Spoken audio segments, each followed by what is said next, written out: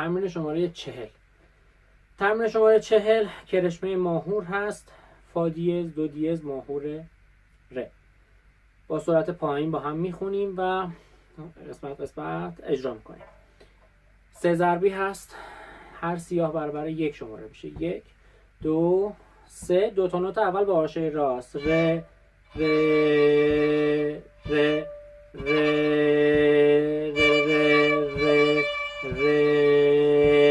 خط اتحاد داره، 2 ضرب حساب میشه. ر ر ر ر ر دو سی سی لا سی لا سی دو ر می ر سکوت می ر دو سی لا سو فا با تیری می ر.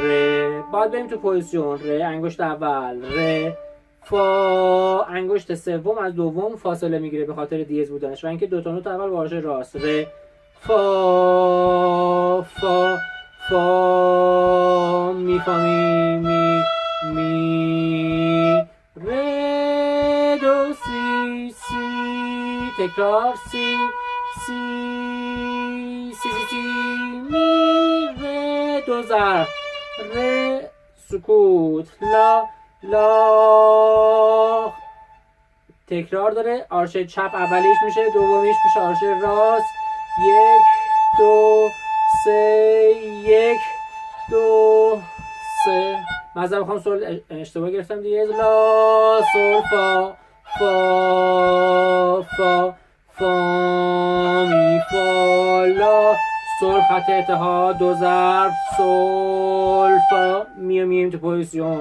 انگشت دوم می می می ر می سول فا دیز. از می فاصله داره، انگشت دوم میذاریم، سوم با فاصله، چهارمش میچسبه. می سول فا فا می. برمیگیم از پوزیشن بیرون. ر ر دو سی سی لا سی دو ر می ر سکوت می ر دو سی سولف. 1 2 3 1 2 3 1 2 3. یا اینجا بگیرین یا دویی که بالاش نوشته 2 3 هم سکوت.